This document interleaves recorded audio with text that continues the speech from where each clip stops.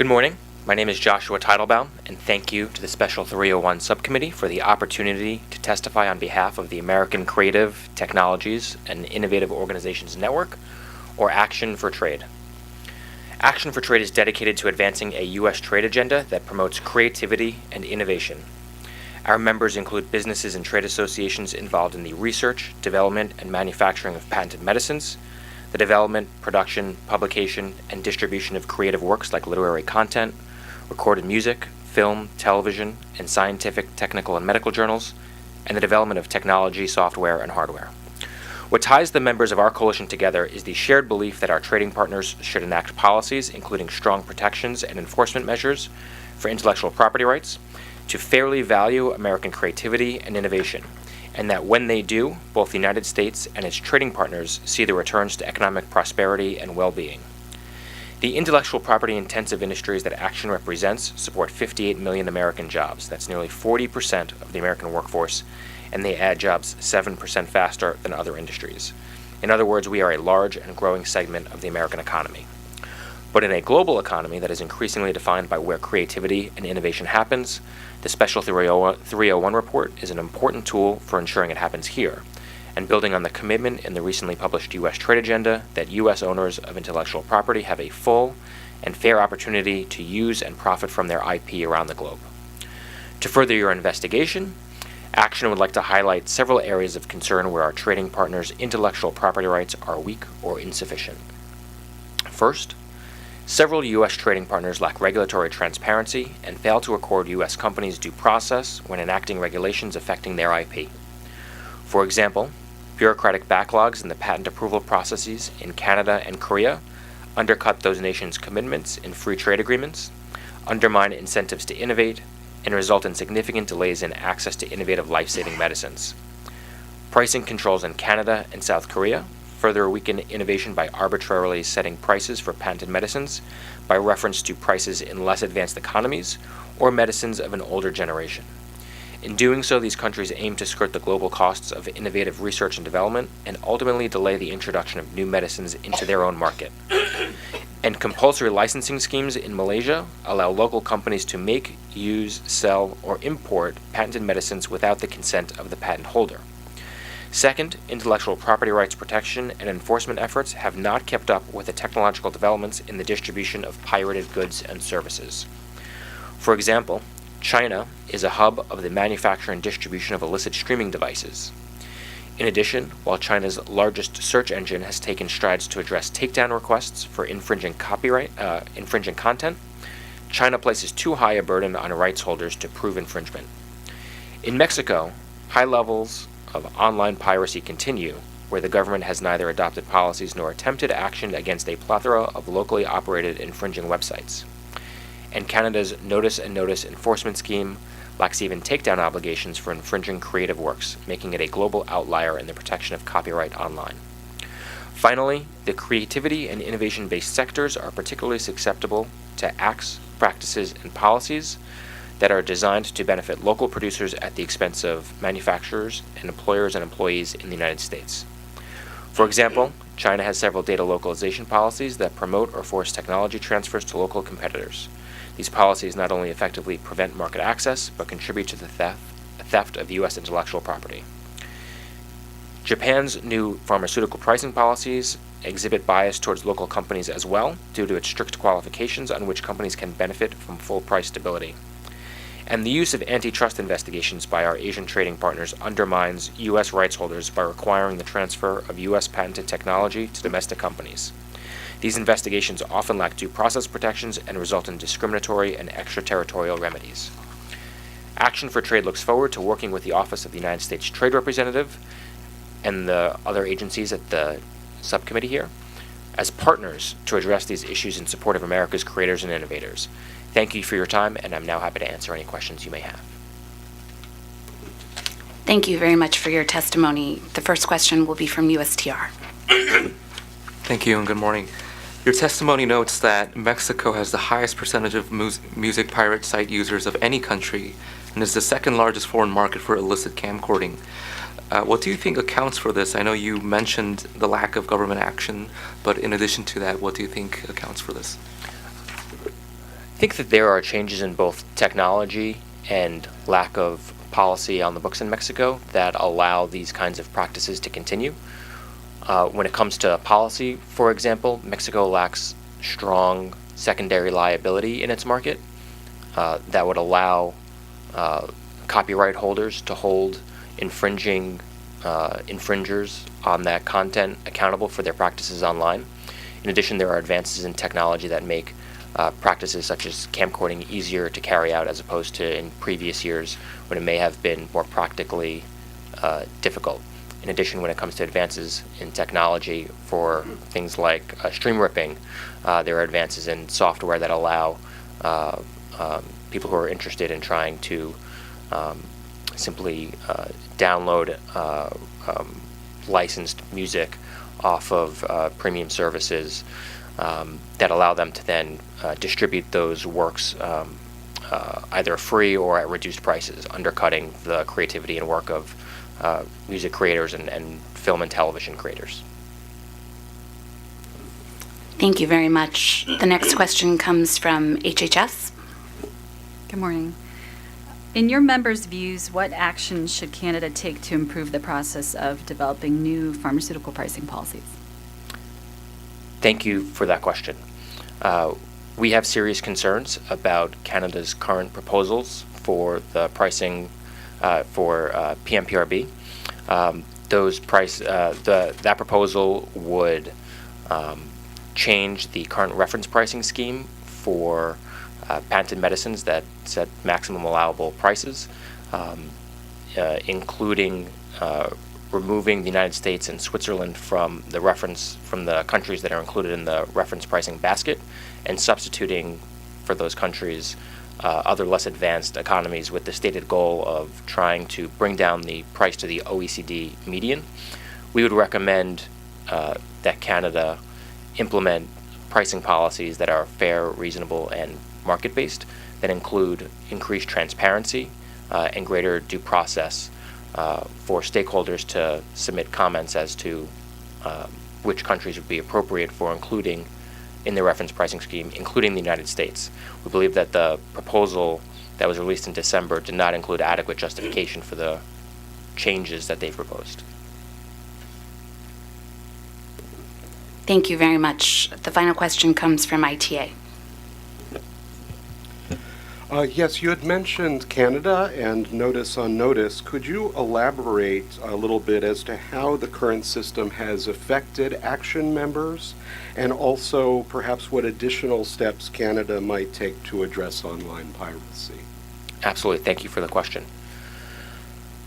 Action members include members from the recording industry, the Motion Picture Association, the Authors Guild, and the Association of American Publishers, whose creative works are rewarded from the legitimate distribution and sale of their products online. However, we find that digital piracy is rampant, and that in jurisdictions where there are strong protections for those copyrighted works, including in the online digital space, we see a reduction in that digital piracy.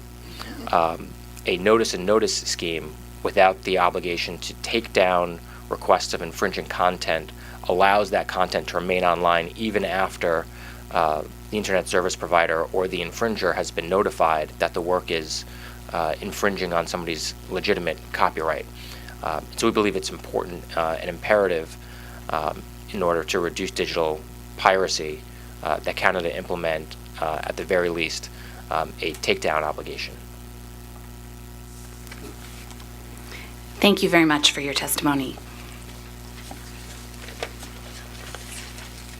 I'd like to ask the representatives from the Biotechnology Innovation Organization to come forward, and please state your name for the record.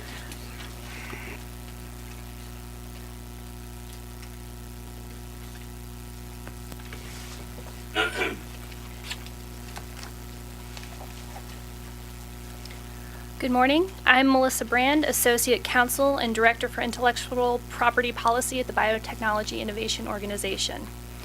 Bio is a nonprofit organization with a membership of over 1,000 biotechnology companies, academic institutions, state biotechnology centers, and related organizations. Our industry is responsible for creating over 1.6 American jobs and supports millions more. We research and develop products that improve health outcomes, increase agricultural productivity, produce cleaner energy, and provide for a more sustainable economic future. A defining feature of the biotechnology industry is the long and uncertain road from laboratory bench to market introduction. Biotechnology product development is fraught with risk and commonly requires rigorous regulatory review before product launch. Strong and predictable IP protection is therefore critical for BIO's members to be able to attract the investment necessary to withstand these lengthy and challenging development periods. This is especially true for BIO's small and medium-sized enterprise members that currently do not have products on the market and therefore count IP as among their most valuable assets. On behalf of BIO and our more than 1,000 members, I thank the committee for the opportunity to testify today. As detailed more fully in BIO's formal Special 301 report, certain U.S. trading partners are implementing policies that will undermine the IP rights of U.S. biotechnology companies abroad. Today, I will focus my time on the most pressing of these concerns. The issuance of compulsory licenses by foreign governments is chief amongst our concerns. BIO has asked that Malaysia be designated as a priority foreign country because of its September 2017 announcement that it will issue a government use license, effectively a compulsory license, for a patented treatment for hepatitis C. This patented treatment has been available to patients in Malaysia for more than 2 years, and the patent holder had previously announced that it would include Malaysia in its voluntary licensing program, a program that would satisfy the Malaysian government's procurement needs with affordable quality products. Nonetheless, in September, the Malaysian Ministry of Health abruptly issued its statement of intent to issue the unauthorized license, providing little notice to the patent owner and no meaningful opportunity for the patent holder to provide input or address any concerns. The actions taken by the government of Malaysia are unprecedented. Given the facts of this case, it appears that these actions are motivated by industrial policy rather than a legitimate concern for access to medicines. While compulsory licensing may be permissible in certain limited circumstances, this is not such a circumstance, nor should compulsory licenses be granted in processes lacking transparency and fairness. We are concerned that if Malaysia's actions are left unchecked, others may follow this course of conduct, and the spirit of the TRIPS agreement will be further eroded. Other countries that have adopted or are considering adopting troubling compulsory licensing practices include China, Colombia, India, Indonesia, Russia, Thailand, and Turkey. This problem cannot be overstated. When U.S. biotech companies can no longer rely on IP protection abroad, the investment necessary to sustain the development of their innovations will be drastically curtailed. This is all the more pronounced for small and medium-sized enterprises. The next concern I would like to highlight today is that of countries providing inadequate regulatory data protection, or RDP. RDP is an important complement to patent protection, particularly for certain types of biotechnological products for which patent protection may not fully protect the inventive contribution. However, countries like China, Argentina, Brazil, India, Mexico, Malaysia, Russia, and Turkey provide either no RDP or inadequate RDP. China presents particular concern because although its law provides for some RDP, in practice, U.S. innovators have not received effective protection. China has proposed new RDP reforms, but their implementation is yet to be seen. Next, I would like to emphasize BIO's ongoing concern regarding certain trading partners that have adopted unduly restrictive patentability criteria that discriminate against certain types of inventions. Such laws and regulations present unnecessarily challenges to the ability to bring new innovations to these countries. Specific details regarding these regimes are set forth in our formal 301 submission. Finally, we have observed countries with strong economies and technological capacities implementing arbitrary and unjustified market access policies. Wealthy countries such as Canada, Japan, and Korea are implementing pricing policies for patented medicines that arbitrarily undervalue these treatments and cures in favor of short-term budgetary gains. Not only are these countries disregarding their responsibility to promote public health innovation, but these policies may have negative consequences for access purposes. To conclude, I would like to thank the U.S. government for its continued efforts to see that our international partners respect our IP abroad. As acknowledged in our Special 301 report, positive results have been achieved, and we are grateful for such progress. With that, I'm happy to answer any questions that the panel may have. Thank you very much for your testimony. The first question comes from USTR. Thanks again. And the last bit of your testimony, you did mention some positive developments. Some countries have been identified for several years in the Special 301 report for patent and pharmaceutical issues, but may not necessarily be the largest or most important markets to your members. Are there any countries that you think should no longer be listed in the Special 301 report for the issues that are important to your members? Thank you for the question. I think that we have noted in our report the instances where countries have made particular improvements. I believe there are instances, for example, the Canadian courts recently issued a positive decision undermining the promise doctrine, which had been a large problem for our industry.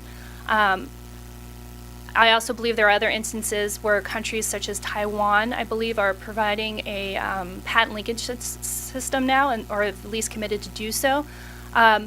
Sitting here today, I admit that I do not know which countries should be removed from the list, but I do believe our report identifies which ones we should continue to list. So we could follow up with a specific list comparing those. Thank you very much. The next question comes from HHS. Good morning. In your submission, you cite issues with Malaysia's regulatory data protection regime as part of your nomination to designate them as a priority foreign country. Do the issues you raise reflect recent changes to Malaysia's law or practice? And can you provide some details about the, quote, onerous requirements that you mention in your submission? I would best be suited to follow up with specific details regarding whether those are recent changes. I believe we put in the report the identified concerns, but additional details I can provide in a supplemental submission.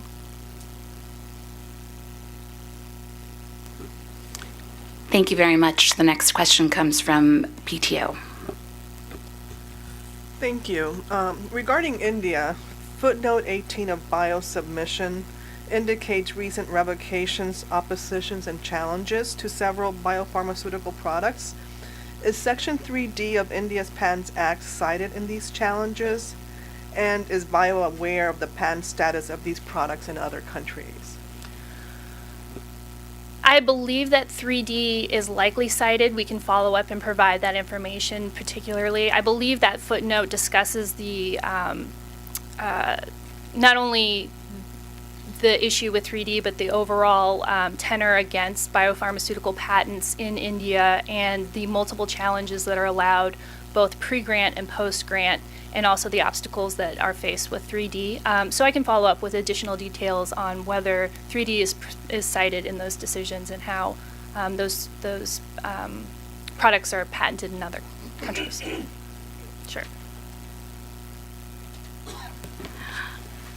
Finally, USTR would like to ask one of the questions we asked other testifiers here, which is, what policies do you think Canada or other countries you've identified should adopt for the problematic pricing policies that you note in your submission? Sure. I believe that the representative from Action for Trade commented on some of the recommendations that we would likely make as well. With respect to Canada, another concern that we have in their pricing policy is very onerous disclosure requirements. So not only are they onerous, but they raise a lot of concerns as to whether the data could actually be appropriately protected as confidential information.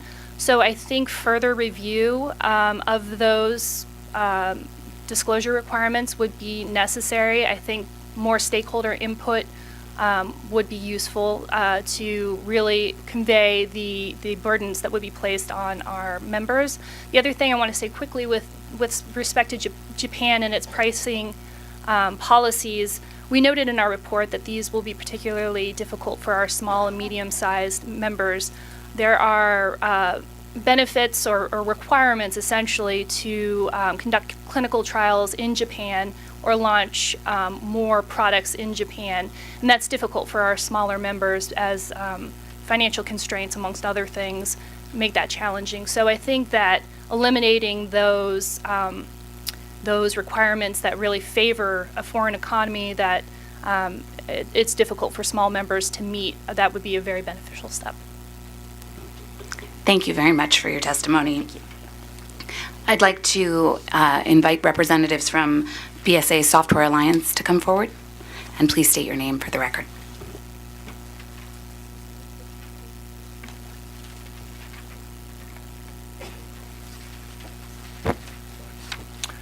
Good morning. My name is Kenneth Propp. I am Director for Trade Policy at BSA, which is the leading advocate for the global software industry. Thank you for the opportunity to testify. Today it's clearer than ever that software is having a profound impact on the American economy. A recent report from software.org, the BSA Foundation, documents that the software industry contributes more than $1.1 trillion to the U.S. GDP, supports more than 10 million jobs with significant impact in all 50 states, and invests more than $63 billion in research and development. And these beneficial effects from software are felt across all sectors of the U.S. economy. American software can have a similar impact internationally, but only if intellectual property rights are respected and enforced, and if market access barriers for U.S. companies are dismantled. And these, of course, are the twin objectives in the Special 301 statute, identifying countries that deny adequate and effective protection of intellectual property rights, or that deny fair and equitable market access to U.S. companies that rely upon IP protection. The issues that I will highlight to you today relate to both components of the Special 301 law, and we believe that USTR and the other agencies can best help innovative American companies if it looks equally at both prongs of the statute. And we're gratified to see this approach reflected in the 2018 trade policy agenda, which identifies both breaking down unfair trade barriers as a key objective, and also that ensuring that U.S. owners of intellectual property have a full and fair opportunity to use and profit from their IP. So, first to market access barriers. Software companies today are spreading cloud computing, sophisticated data analysis techniques, including through the use of artificial intelligence, around the globe. But these technologies can be efficient, secure, and competitive only if data may flow across borders for processing or storage. But what we see around the world, however, is a continuing spread of national measures that prohibit or restrict cross-border data flows. These can take the form of blanket prohibitions of transfer of data abroad, or unreasonable conditions placed upon transfer of data. And in some cases, the restriction is simply a requirement that domestic data centers be used instead of foreign ones. These barriers often come disguised as privacy or security measures. And to be sure, privacy or security sometimes can be legitimate bases for national regulation of data flows. But too often the real motivation is protectionist, simply advantaging local industry. In our submission to the subcommittee, we have called out restrictions on data flows that have been adopted or proposed in countries as diverse as Brazil, China, India, Indonesia, Korea, Nigeria, and Vietnam. Vietnam has put data localization requirements into place. China's cybersecurity law requires that personal and other important information collected in China be held in that country. We're also following with concern developments in the European Union that could impede data flows from its territory. Turning to intellectual property protection and enforcement, we have two main concerns: the continued use of unlicensed software by government agencies, state-owned enterprises, and businesses, and inadequate enforcement against such unlicensed uses. BSA periodically conducts global software surveys, and our most recent one estimates that fully 39% of the software installed on PCs around the world is not properly licensed. And that's a proportion that has stayed stubbornly high in recent years. In many countries, the percentage is substantially greater than that. We estimate that the commercial value of unlicensed software worldwide is in excess of $52 billion, a very large loss of revenue for companies. Better enforcement against unlicensed software requires changes in laws in some countries, and in others, an increased willingness of authorities to enforce existing laws. China falls into the first category in our view, needing to amend its copyright and criminal codes to better address the widespread use of unlicensed software by enterprises in that country. India is an example of the second. Its enforcement mechanisms through commercial courts are less effective than they need to be, and effective criminal enforcement mechanisms also need to be established. Our companies also depend on effective patent protection. In conclusion, let me say that we have recommended that 7 countries be placed on the priority watch list and 8 on the watch list. I'd be happy to answer your questions. Thank you. Thank you very much for your testimony. The first question comes from USTR. Some countries have been identified for several years in the Special 301 report for copyright or enforcement issues, but may not necessarily be the largest or most important markets to your members. Are there any countries that you think should no longer be listed in the Special 301 report for the issues that are important to your members? Thank you.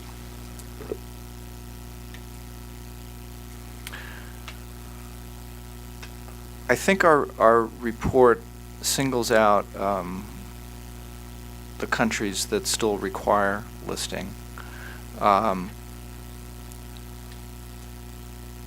We can reflect further on whether there are countries that should be removed from the list, and I can provide that information to the subcommittee.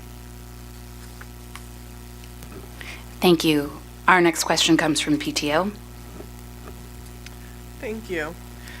In your nomination of China as a priority watch list country, you reference measures that preclude foreign entities from competing in China or competing on equal terms. Is your concern focused on MOFCOM's technology import-export regulations or on a broader range of measures? We have a broad range of concerns with China. It is not specifically focused on that particular regulation. There is a constant stream of regulatory, legislative and regulatory developments in China that pose a variety of different concerns to our members. The cybersecurity law alone raises concerns with respect to data localization, with respect to privacy, and with respect to security, with the security review requirements. And that's just one law. There are also secure and controllable requirements that have been issued in relation to government procurement. There are source code disclosure requirements. So these are but a few of the challenges in China. Thank you very much. The next question is from the U.S. Copyright Office. Morning. Could you elaborate further on your concerns in the EU related to IP and market access?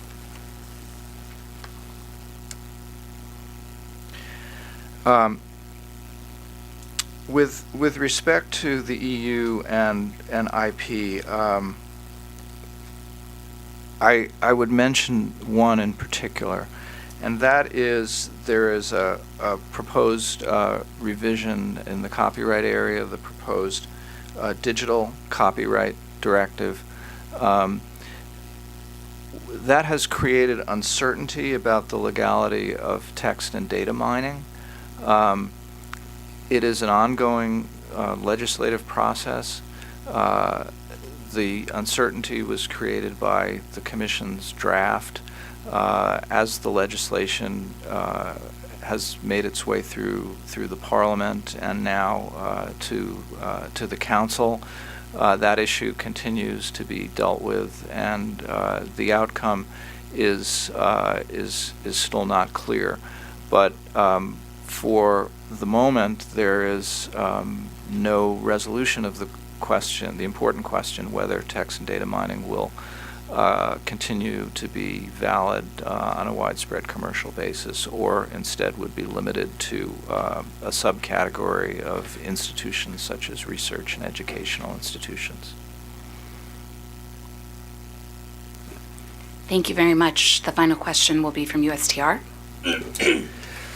For India, the BSA submission noted the positive development in July 2017 related to amended patent examination guidelines for computer-related inventions, while noting, and I quote, "It will be important to monitor how this revision is implemented in practice," end quote. Since July, have there been any indications from the patent offices as to how the guidelines are being implemented? Thank you. Thank you for the question. I am not aware of any. In principle, we are quite pleased with that development, and we have not heard from our members that there are continuing issues with it, but I can certainly double check on that point. Thank you once again for your testimony. At this time, I'd like to ask the representatives from the China Chamber of International Commerce to come forward and state your name for the record.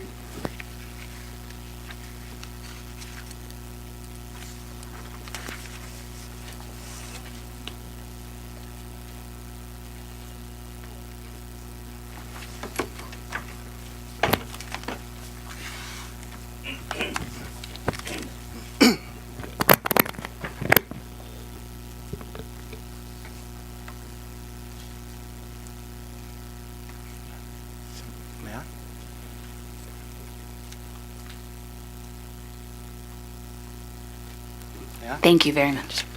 Good morning. My name is Tan Jian, representative of the China Chamber of International Commerce, CCIC. CCIC is a national chamber of commerce in China with around 80,000 enterprise members across various sectors. We and our members experience and witness the great progress China has made in respect of protection of IP, particularly in recent years. China has established a complete IPR law system and implemented laws and regulations to protect IP rights of domestic and foreign rights holders with relative determination and through an effective and efficient law enforcement system. The Chinese government has made great efforts to strengthen the protection for trade secrets, trademark, patents, copyright, and other IP rights, and to crack down on counterfeit, piracy, and other infringing acts. Most enterprises in China are also active in protecting their own IP rights and ensuring not to infringe IP rights of others. We know about the concern of the U.S. government about China's IPR protection, but I have to say that most of the concerns are a common challenge faced by many countries, or are being effectively resolved in China, and others arise out of misunderstanding. For example, there are concerns about the civil enforcement of IP rights in China. The truth is, China has set up specialized intellectual property courts in Beijing, Shanghai, and Guangzhou, and another 15 specialized in IP tribunals. Chinese courts do not hesitate to grant preliminary injunctions if statutory conditions are met. They also facilitate obtaining evidence in the hand of opposing parties and increase damages to fully reflect the value of the IP. For instance, in 2016, the Beijing IP Court ordered a defendant to pay 50 million RMB in damages for patent infringement. In addition, foreign companies are treated equally in China courts.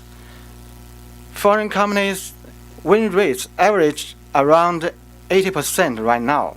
China is increasingly being selected as a forum of choice for non-Chinese companies to litigate IP disputes.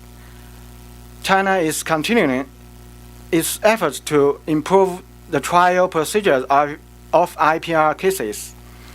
On February 27th this year, new guidelines for this purpose were unveiled by Chinese leadership, with 12 concrete measures being brought forward. They are also concerned about the protection of trade secrets.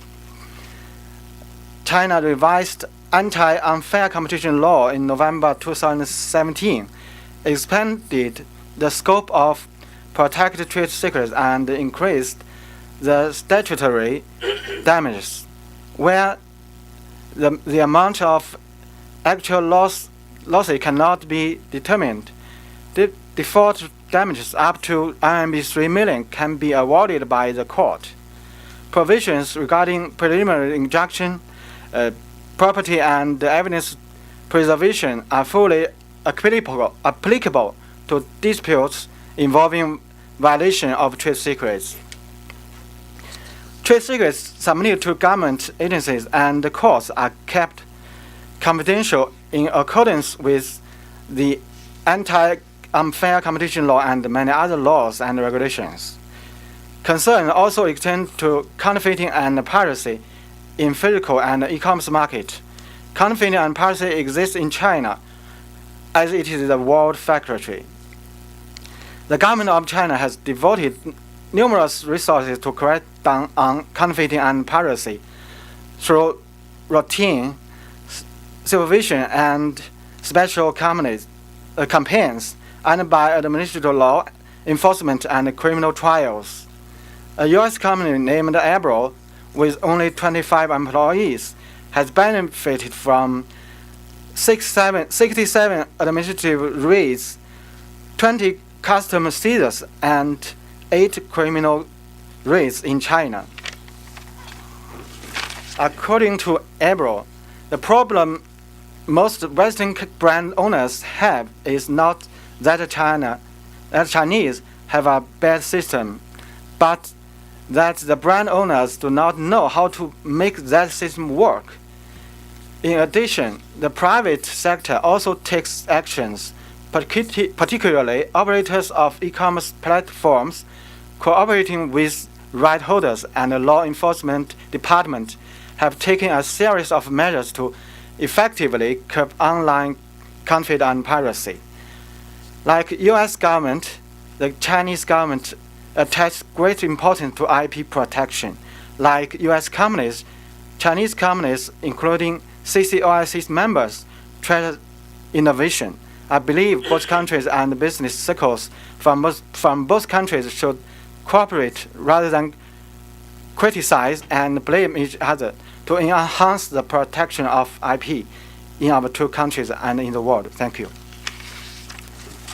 Thank you very much for your testimony. The first question comes from USTR. U.S. parties report that patent infringement damage awards in China are very low relative to U.S. damages, and that in some cases the damages are not deterrent. How would you respond? I would like to let my colleagues, Ms. Lin Qing, reply. As we know, according to our knowledge, the Chinese government and the Chinese court know about this concern from the other governments and the foreign rights holders. Various measures are taken in this regard to address this issue. If you have time to read the opinions recently issued in late February, it is again assured that the damages will be awarded to fully reflect the value of IP rights. So we have our observation is that this issue has been or are being effectively addressed. Thank you. Thank you very much. The next question comes from USPTO. Thank you. China still does not generally treat sporting events as having sufficient creative content to qualify as a work eligible for copyright protection. Can you comment on this gap in China's copyright protection regime? you are talking about the protection of the sports program. Yeah, there are discussions in China in which way to protect sports program. There are some opinions to support that to protect a sports program under copyright law. There are some other opinions to support protect the program under anti-competition law or under other laws and regulations. So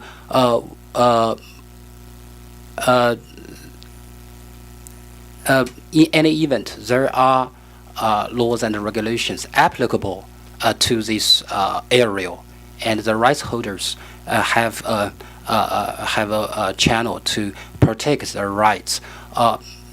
Probably different countries have different, specific laws to address this issue. But at the end of the day, what is important is whether the rights and interests of the rights holders is protected. Thank you. Thank you very much. The final question will be from the State Department. Thank you for appearing here today. An important step in enforcement in China is the transfer of an administrative action to criminal authorities. U.S. parties report that a major obstacle to such referrals is that the administrative authorities lack investigative powers to provide such information and determine what information that would be sufficient to satisfy those criminal authorities. What are the prospects for adoption of a reasonable suspicion standard in the near future? Thank you. Thank you for the question. The transferring of cases from administrative authorities to criminal authorities, yeah, indeed is a issue that attract much attention from foreign rights holders. As far as we know, the government has taken a series of measures to enhance the collection between the two enforcement system. In our written submission, we also describe, brief the recent development in this area. For example, the government of China established a platform to help the transferring of the cases from administrative authorities to criminal authorities. This platform has been not only established at the central government level, but also at the provincial level and even lower down to the level of the county level. So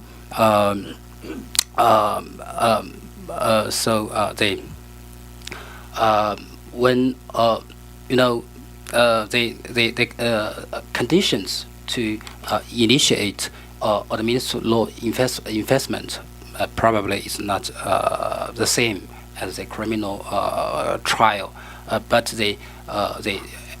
as soon as the conditions is met, the public security organ will institute the criminal procedure. Thank you. Thank you very much once again for your testimony today. Thank you.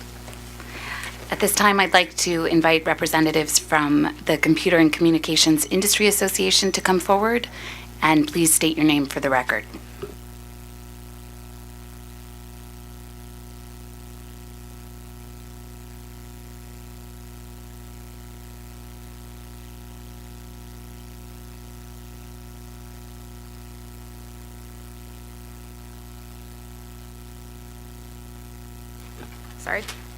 And I serve as a policy counsel for the Computer and Communications Industry Association. Thank you for this opportunity to convey the views of CCIA in regard to the 2018 Special 301 report. I want to preface these remarks by noting that I am stepping in at the last minute for our Vice President, Matt Shears, who unfortunately is out with the flu. I will read his prepared written remarks. Any questions regarding this testimony or our written comments that I cannot answer will be addressed in our post-hearing submission. CCIA is a trade association of internet and technology firms many of whom export goods and services that are regulated by the domestic copyright laws of our trading partners or benefit from the commerce enabled by these goods and services. This statement focuses on 4 specific subjects addressed in CCIA's written submission. First, the continued concern about the rise of snippet taxes in foreign markets. Second, the need for USTR to require comprehensive implementation of intermediary liability protections abroad, particularly where required by our free trade agreements. Third, the opportunity that the renegotiation of the North American Free Trade Agreement presents to modernize the intellectual property chapter. And fourth, the forced transfer of intellectual property through discriminatory regulations directed at U.S. exporters. First, regarding snippet taxes. These taxes and related regulatory initiatives are sometimes referred to as ancillary copyright, but are in fact regulations on the quotation of published online content. CCIA first raised concerns about ancillary copyright back in 2012, but unfortunately previous administrations failed to resolve the issue. Since then, the internet industry has witnessed the spread of these detrimental laws throughout European member states, including in Germany and Spain. France's newly implemented image indexing law also poses a similar threat insofar as it creates a right to be indexed, which is inconsistent with global norms. Now, the European Commission is proposing a snippet tax to be imposed in all member states. Left unchecked, these taxes will impede market access for U.S. exporters throughout the EU. USTR has previously watch-listed countries for TRIPS and other international copyright law violations, and European states should not get a pass. Second, the Special 301 process should address non-compliance with international norms regarding online copyright intermediary liability protection. U.S. trading partners who have entered into free trade agreements with the U.S. should honor these commitments. As described in greater length in CCI's written submission, Australia's 2003 FTA commitment to the U.S. to provide intermediary liability protections to service providers has not been fulfilled. Of immediate concern is a recent legislative proposal that seeks to expand such protections to comply with the FTA, but only to a limited set of nonprofit education and disability-focused organizations. This failure to expand protections to online services poses an immediate threat to U.S. exporters in the Australian market. Third, the renegotiation of the North American Free Trade Agreement provides a key opportunity to expand U.S. market access by updating the intellectual property chapter. For example, Mexico has yet to adopt an intermediary liability framework that reflects the international norm analogous to Section 512 of the DMCA. This is an opportunity to get trade modernization right. A 21st century trade agreement must reflect the digital age and recognize the protections that have allowed for the growth of the internet sector in the United States and around the world. The intellectual property chapter in NAFTA should include protections for online intermediaries and include relevant limitations and exceptions reflected in U.S. copyright law. Fourth, USTR should address forced transfer of intellectual property under Chinese law and proposed regulations. U.S. cloud service providers are strong American exporters, supporting tens of thousands of high-paying American jobs. Draft proposals threaten to significantly disadvantage U.S. cloud service providers in favor of domestic Chinese companies by requiring foreign cloud service providers to turn over essentially all ownership and operations to a Chinese company. This includes valuable U.S. intellectual property, know-how, and use of reputable brand names. In conclusion, the Special 301 process should place greater emphasis upon discriminatory practices directed at U.S. exporters that create new rights for domestic industries by focusing on balanced copyright international trade. From the quotation right to intermediary liability protections, these provisions ensure that crucial business activities of U.S. exporters can take place within the scope of copyright law. When countries fail to implement these norms or fail to adhere to commitments made to protect them, U.S. export opportunities can be lost. A strong intellectual property system is one that reflects the needs of all participants in the content creation, discovery, and distribution supply chains. Discriminatory practices under the guise of intellectual property that target U.S. exports should be identified and discouraged by USTR in the 2018 Special 301 report. Thank you, and I look forward to your questions. Thank you very much for your testimony, and our best wishes for your colleague to get over the flu. Thank you. The first question is from USTR. You identify several concerns about policies related to intellectual property in various markets. However, you do not make any recommendations about the listing of these countries. For example, you explicitly clarify that CCIA is not nominating Mexico for the watch list, but identify several concerns about Mexico's legal regime. How do you think this input should be reflected in the Special 301 report? Are you equally concerned about all trading partners you mentioned? Thank you for that question. It's true we do not specifically make recommendations in our written comments, but I'm happy to further clarify that in our post-hearing submission. Thank you. Thank you. The next question is from USPTO. CCIA asserts in its submission that ancillary protection is a violation of international copyright obligations. That's in page 2 of your submission, and calls the recent EU proposal to grant such rights to press publishers as novel entitlements. Does CCIA view all neighboring rights under the EU framework as violation of international copyright obligations? Thank you for that question, and I'm happy to provide further clarification in the post-hearing comments.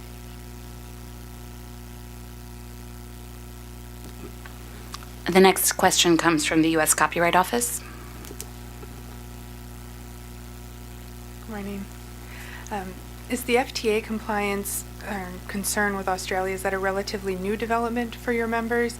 And how has the FTA been working to date? You mentioned that it has been enforced for quite a few years at this point. Thank you for that question. As explained in our written comments, we have raised this in previous 301 and NTE submissions.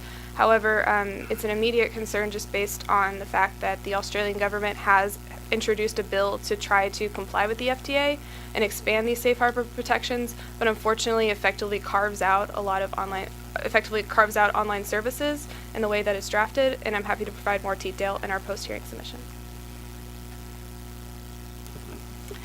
Thank you very much. The final question comes from ITA.